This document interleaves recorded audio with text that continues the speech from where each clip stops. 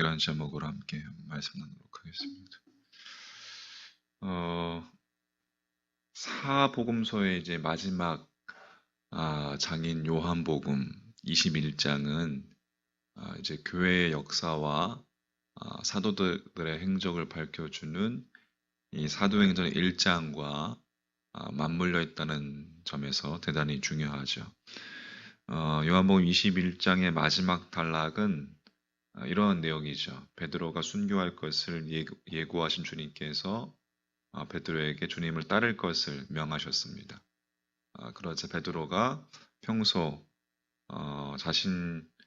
자신과 라이벌 의식을 하고 있었던 요한의 앞날이 어떻게 될 것인지 궁금해서 베드로가 즉각 주님께 요한의 앞날에 대해서 물었습니다.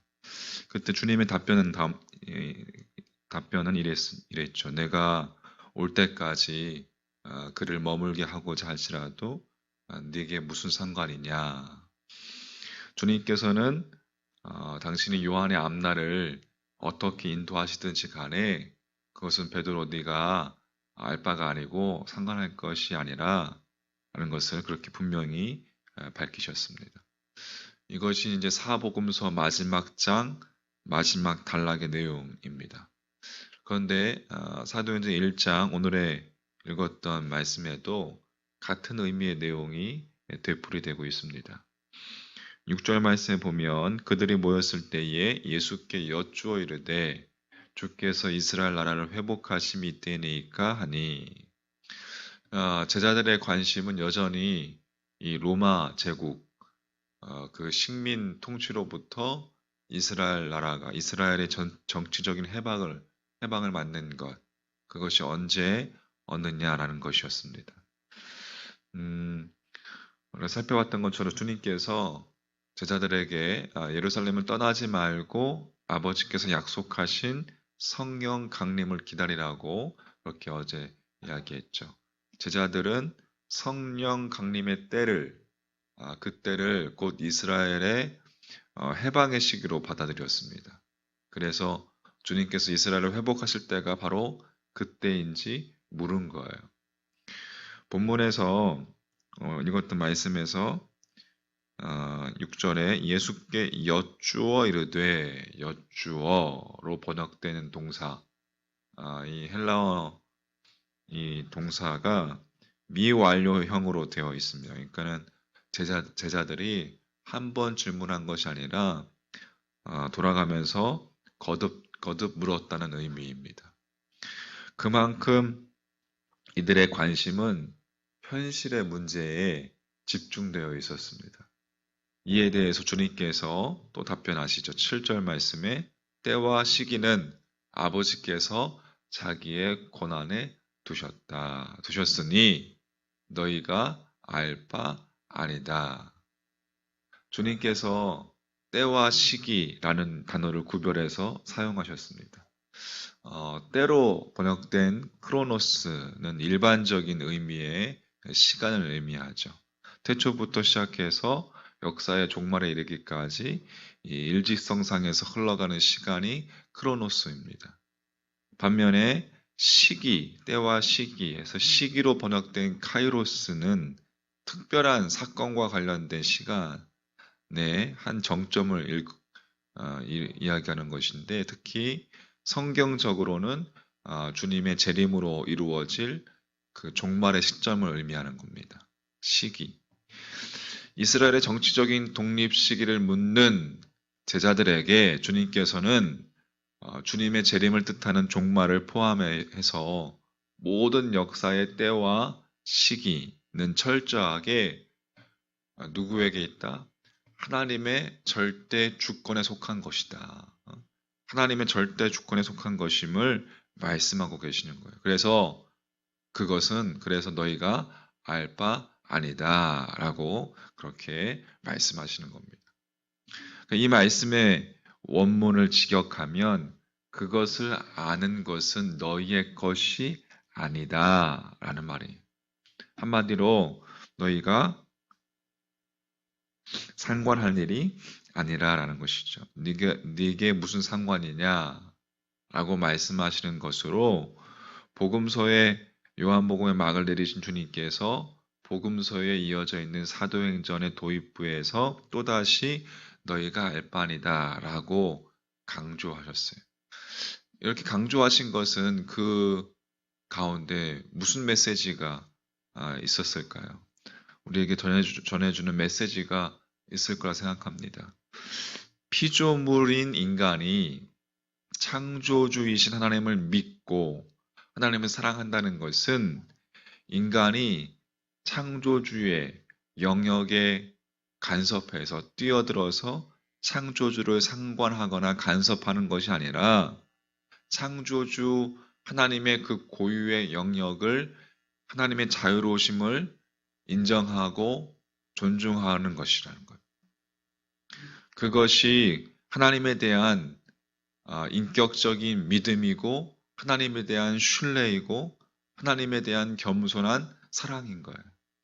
창조주이신 하나님 역시 피조물인 우리에 대해서 피조물에 불과한 우리를 하나님께서도 그렇게 대해주고 계십니다. 하나님께서 이사야 선지자를 통해서 말씀하신 것을 보면 배에서 태어남으로부터 내게 안겼고 태에서 남으로부터 내게 업힌 너희여 너희가 노년에 이르기까지 내가 그리하겠고 백발이 되기까지 내가 너희를 품을 것이라. 내가 지었은즉 내가 업을 것이요 내가 품고 구하여 내리라. 전능하신 하나님께서는 언제 어디서나 어디에 있든지 간에 우리와 함께 하시는 분이시죠. 하나님의 표현대로 당신의 품으로 우리를 안고 또 품고 계십니다. 그렇지만 우리가 우리의 눈으로 볼 수 없고 우리가 우리의 손으로 만질 수 없는 영이신 영으로 성령님으로 하나님은 우리 안에 내주하십니다. 우리 안에 존재하시는 거죠. 여러분 이것이 감사한 일인 거예요. 하나님께서 형체를 지니신 분이라면 만약에 형체를 지니신 분으로 우리를 품고 계신다고 한번 생각해 보면 여러분 부모라도 성인이 된 자식의 인생을 좌지우지하면 자식이 부모의 말을 듣지 않고 그렇게 하는데 만약에 거룩하신 하나님께서 형체를 지니신 채 우리를 품고 우리의 일거수일투족을 그렇게 간섭하신다면 아마 여러분 우리는 단 하루도 버티지 못하고 하나님 그분의 거룩하심으로 인해서 우리가 아마 질식하고 말 것입니다. 그런데 하나님께서는 우리와 함께 하시되 보이지 않는 영으로 성령님으로 우리를 품고 계신다는 거예요.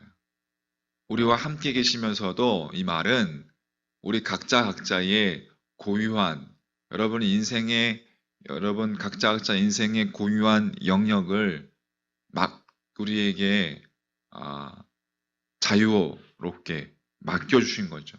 우리의 자유의지에 맡겨주시는 거라는 거예요. 그것이 우리를 향한 하나님의 사랑이시고 그래서 하나님은 사랑이신 거예요. 하나님의 그 사랑 안에서 우리가 로봇처럼 그렇게 우리의 의지도 없는 단순한 기계가 아니라 우리의 의지를 다해서 우리가 자발적으로 하나님과 동행하는 인생, 각자의 수준과 취향과 개성을 인정해 주시고 그것에 따라서 우리와 함께 동행하시는 하나님. 여러분 주님께서 그것이 하나님의 사랑이고 그것이 하나님의 인도하심이죠. 주님께서 복음서의 마지막 단락에서 요한의 미래에 대해 궁금하는 그 베드로에게 말씀하셨던 것처럼 내가 올 때까지 그를 머물게 하고자 할지라도 네게 무슨 상관이냐? 너는 나를 따르라. 또 사도행전의 도입부인 오늘 본문을 통해서 이스라엘의 정치적인 독립에만 집착하고 있는 제자들에게 말씀하십니다. 때와 시기는 아버지께서 자기의 권한에 두셨으니 너희가 알 바 아니요. 오직 성령이 너희에게 임하시면 너희가 권능을 받고 예루살렘과 온 유대와 사마리아와 땅끝까지 이르러 내 증인이 되리라. 성숙한 그리스도인이라는 것, 성숙한 그리스도인이 상관할 것은 하나님의 공유한 영역과 자유로우심을 우리가 온전히 존중하면서 하나님께서 내게 맡겨주신 자유의지에 내 삶의 영역에서 내가 하나님을 자발적으로 따르고 순종하고 순복하는 것, 그것이 성숙한 그리스도인의 모습인 것입니다. 할렐루야. 창조주이신 하나님과 피조물인 인간이 서로의 영역과 자유를 존중하면서 각자의 영역에서 자발적으로 창조주와 피조물의 역할에 최선을 다한다는 것, 그것은 창조주와 피조물 사이에 아름다운 사랑의 관계인 것이, 아름다운 믿음의 관계인 것이, 신뢰의 관계인 것이.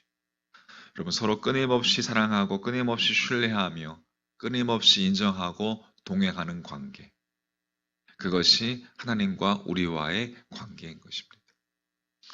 그러므로 하나님께서 우리에게 주신 자유의지를 가지고 여러분, 내게 주신 호흡을 가지고 오늘 하루를 내 마음대로 살 것이 아니라 자발적으로 주님을 섬기고 주의 말씀에 순종하며 따르는 삶을 사는 것이 성숙한 그리스도인의 삶이며 지혜로운 삶인 것인 줄 믿습니다. 오늘도 내 방식, 내 뜻, 내 생각 내려놓고 한 템포 멈추고 먼저 주님의 방식, 주님의 뜻이 무엇인지, 주님의 날 향한 생각이 무엇인지 그것을 구하는 여러분과 저의 믿음 됐으면 좋겠습니다. 이 새벽에 나로 하여금 주여 알게 하시고 깨닫게 하시고 주님과 동행하는 행복한 삶 되게 하여 주시옵소서. 할렐루야.